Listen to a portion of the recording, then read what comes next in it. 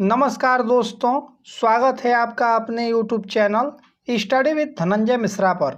आशा करते हैं आप सब बहुत अच्छे होंगे। मेरा नाम है धनंजय मिश्रा। दोस्तों, आज हम चर्चा करेंगे 4 सितंबर से संबंधित महत्वपूर्ण करेंट अफेयर्स के बारे में। तो आइए इस सीरीज को स्टार्ट करते हैं। इस सीरीज का पहला क्वेश्चन है कि हाल ही में किस राज्य सरकार ने गंदगी भारत छोड़ो अभियान का शुभारंभ किया है? तो इसका सही उत्तर है option number B, Madhya Pradesh. अभी हाल ही में मध्य प्रदेश सरकार ने गंदगी भारत छोड़ो अभियान का शुभारंभ किया है। यह अभियान 15 दिनों तक चलाया जाएगा और इस जागरूकता अभियान में 7,178 बस्तियों में आयोजित किया जाएगा और इस अभियान में 35 लाख लोग शामिल होंगे। मध्य प्रदेश ने स्टार्ट किया है, तो मध्य प्रदेश के बारे में देख लेते हैं। मध्य प्रदेश की राजधानी भोपाल है। मध्य प्रदेश के मुख्यमंत्री शिवराज सिंह चौहान हैं। मध्य प्रदेश के राज्यपाल आनंदीबेन पटेल हैं। मध्य प्रदेश में लोकसभा सीटों की संख्या 29 है। राज्यसभा सीटों की संख्या 11 है। विधानसभा सीटों की संख्या 230 है और मध्य प्रदेश में कुल 52 जिले हैं। सांची का स्तूप, महाकालेश्वर मंदिर और खजुराहो मंदिर ये भी आपका मध्य प्रदेश में ही स्थित है। Kanha Kisli national park, Bandhavgarh national park और सतपुड़ा नेशनल पार्क ये भी आपका मध्य प्रदेश में ही स्थित है। रोजगार सेतु योजना, श्रम सिद्धि अभियान, चरण पादुका पहल, जीवन शक्ति योजना, रोको टोको अभियान ये भी जो है कि मध्य प्रदेश सरकार ने ही लॉन्च किया है। और संकल्प योजना और इंतजार आपका, इसका भी जो है कि अभियान, ये भी जो अभियान है इसको भी मध्य प्रदेश सरकार ने ही स्टार्ट किया है। आइए अब अगला प्रश्न देखते हैं। दूसरा प्रश्न है कि हाल ही में किस राज्य सरकार ने एम वीर लक्ष्मी को भारत का पहला महिला एम्बुलेंस ड्राइवर नियुक्त किया है? तो इसका सही उत्तर है ऑप्शन नंबर सी, तमिलनाडु। अभी हाल ही में तमिलनाडु सरकार एम वीर लक्ष्मी को भारत का पहली महिला एम्बुलेंस ड्राइवर नियुक्त किया है। एम वीर लक्ष्मी 108 एम्बुलेंस सेवा के ड्राइवर के रूप में नियुक्त हुई हैं। अब तमिलनाडु ने नियुक्त किया है, तो तमिलनाडु के बारे में देख लेते हैं। तमिलनाडु की राजधानी चेन्नई है। तमिलनाडु के मुख्यमंत्री के पलानीस्वामी हैं। तमिलनाडु के राज्यपाल बनवारी लाल पुरोहित हैं। तमिलनाडु में लोकसभा सीटों की संख्या 39 है। राज्यसभा सीटों की संख्या 18 है। विधानसभा सीटों की संख्या 235 है और तमिलनाडु में कुल 32 जिले हैं। भरतनाट्यम तमिलनाडु का बहुत ही प्रमुख नृत्य है और अन्नामलाई टाइगर रिजर्व ये भी आपका तमिलनाडु में ही स्थित है। आइए अब अगला प्रश्न देखते हैं। तीसरा प्रश्न है कि हाल ही में भारत के किस इंटरनेशनल एयरपोर्ट को CII GBC national energy leader और एक्सीलेंस एनर्जी एफिशिएंट यूनिट पुरस्कार प्रदान किया गया है? तो इसका सही उत्तर है ऑप्शन नंबर ए, हैदराबाद अंतर्राष्ट्रीय एयरपोर्ट। हैदराबाद अंतर्राष्ट्रीय एयरपोर्ट को CII GBC national energy leader और एक्सीलेंस एनर्जी एफिशिएंट यूनिट पुरस्कार प्रदान किया गया है।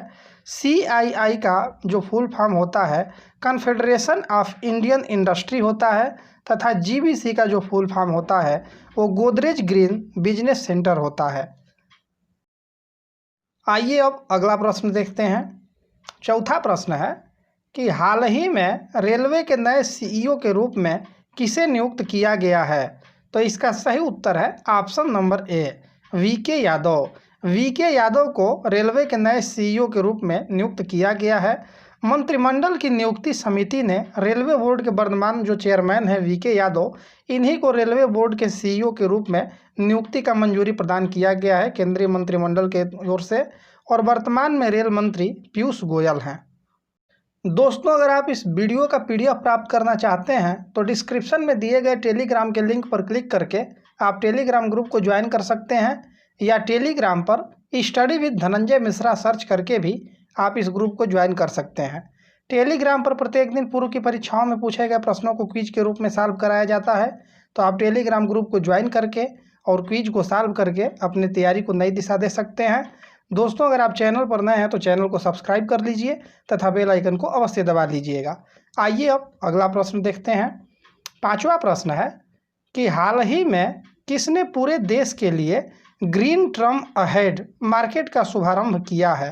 तो इसका सही उत्तर है option number D, Rajkumar Singh. केंद्रीय विद्युत तथा नवीन एवं नवीकरणीय ऊर्जा राज्य मंत्री राजकुमार सिंह ने अभी हाल ही में ग्रीन ट्रम अहेड मार्केट का शुभारंभ किया है, जो पूरे देश के लिए लागू होगा। आइए अब अगला प्रश्न देखते हैं। छठवां प्रश्न है कि हाल ही में किन दो केंद्र शासित राज्यों को one nation one ration card योजना में शामिल किया गया है? तो इसका सही उत्तर है ऑप्शन नंबर बी, लद्दाख और लक्षद्वीप। लद्दाख और लक्षद्वीप को, ये दोनों केंद्र शासित प्रदेश हैं, इन दोनों को one nation one ration card योजना में शामिल किया गया है। लद्दाख के उपराज्यपाल राधा कृष्ण माथुर हैं, जिनको आर.के. माथुर कहा जाता है, और लद्दाख की राजधानी लेह और कारगिल है, और लक्षद्वीप की राजधानी कवारती है, और लक्षद्वीप के प्रशासक दिनेश्वर शर्मा हैं। आइए अब अगला प्रश्न देखते हैं। सातवां प्रश्न है कि हाल ही में जारी ग्लोबल इनोवेशन इंडेक्स 2020 में भारत का कौन सा स्थान है? तो इसका सही उत्तर है ऑप्शन नंबर डी, 48वां। अभी हाल ही में जारी किया गया है ग्लोबल इनोवेशन इंडेक्स 2020। इसमें भारत का 48वां स्थान है। पहले स्थान पर स्विट्जरलैंड है, दूसरे स्थान पर स्वीडन है, और तीसरे स्थान पर संयुक्त राज्य अमेरिका है, और 48वां स्थान भारत का है। आइए अब अगला प्रश्न देखते हैं। 8वां प्रश्न है कि जम्मू कश्मीर राजभाषा विधेयक 2020 के अंतर्गत किस भाषा को जम्मू कश्मीर की राजभाषा की सूची में शामिल किया गया है? तो इसका सही उत्तर है ऑप्शन नंबर डी, उपरोक्त सभी। कश्मीरी, डोगरी और हिंदी, इन तीनों भाषाओं को जम्मू कश्मीर की राजभाषा की सूची में शामिल किया गया है। पहले जो है कि उर्दू और अंग्रेजी, ये दोनों जम्मू कश्मीर की राजभाषा थी। अब ये 3 राजभाषा और शामिल कर लिया गया है। जम्मू कश्मीर की 2 राजधानियां हैं। पहला है जम्मू, जो कि शीतकालीन राजधानी है, और दूसरा है श्रीनगर, जो कि ग्रीष्मकालीन राजधानी है। जम्मू कश्मीर के उपराज्यपाल मनोज सिन्हा हैं। जम्मू कश्मीर में लोकसभा सीटों की संख्या 5 है, राज्यसभा सीटों की संख्या 4 है, विधानसभा सीटों की संख्या 114 है। Dachigam national park, Hemis national park और किश्तवाड़ नेशनल पार्क, ये भी आपका जम्मू कश्मीर में ही स्थित है। आइए अब अगला प्रश्न देखते हैं। 9वां प्रश्न है कि हाल ही में भारत सरकार ने कितने चीनी मोबाइल ऐप को प्रतिबंधित किया है? तो इसका सही उत्तर है ऑप्शन नंबर सी, 118। अभी हाल ही में भारत सरकार ने संप्रभुता और अखंडता को जो है कि खतरा बताते हुए भारत ने अभी ये 118 जो चीनी ऐप हैं, इनको प्रतिबंधित कर दिया गया है, और यह सूचना प्रौद्योगिकी अधिनियम की धारा 69A के तहत प्रतिबंधित किया गया है। आइए अब अगला प्रश्न देखते हैं। 10वां प्रश्न है कि हाल ही में मिशन कर्मयोगी सेवा क्षमता विकास कार्यक्रम का शुभारंभ किसने किया है? तो इसका सही उत्तर है ऑप्शन नंबर ए, केंद्रीय मंत्रिमंडल। अभी हाल ही में केंद्रीय मंत्रिमंडल ने मिशन कर्मयोगी सेवा क्षमता विकास कार्यक्रम का शुभारंभ किया है। आइए अब कल का प्रश्न देखते हैं, जिसका सही उत्तर बहुत से लोगों ने कमेंट बॉक्स में कमेंट करके दिया था। तो कल का प्रश्न था कि हाल ही में NSO द्वारा जारी 2020-21 की पहली तिमाही की रिपोर्ट में भारतीय अर्थव्यवस्था के कितने प्रतिशत संकुचन का अनुमान लगाया गया है? तो इसका सही उत्तर था ऑप्शन नंबर सी, 23.9%। 23.9% जो है कि जो NSO द्वारा जारी 2020-21 की पहली तिमाही की रिपोर्ट है, उसमें भारतीय अर्थव्यवस्था का संकुचन का अनुमान लगाया गया है। और इस प्रश्न का सही उत्तर देने वालों का नाम इस प्रकार है: अजय कुमार मिश्रा जी, रितु ओझा जी, अमित कुशवाहा जी, आशीष सिंह जी, मनीष कुमार जी, प्रीतेश शर्मा जी, अश्वनी गुप्ता जी, घुमक्कड़ जिज्ञासा, अमित कुमार जी, PK ब्लॉग। आइए अब आज का प्रश्न देखते हैं, जिसका सही उत्तर आप लोग कमेंट बॉक्स में कमेंट करके बताइएगा।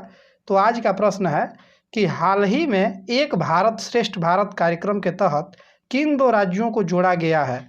तो इसका ऑप्शन दिया गया है, और इसका सही उत्तर आप लोग कमेंट बॉक्स में कमेंट करके बताइएगा।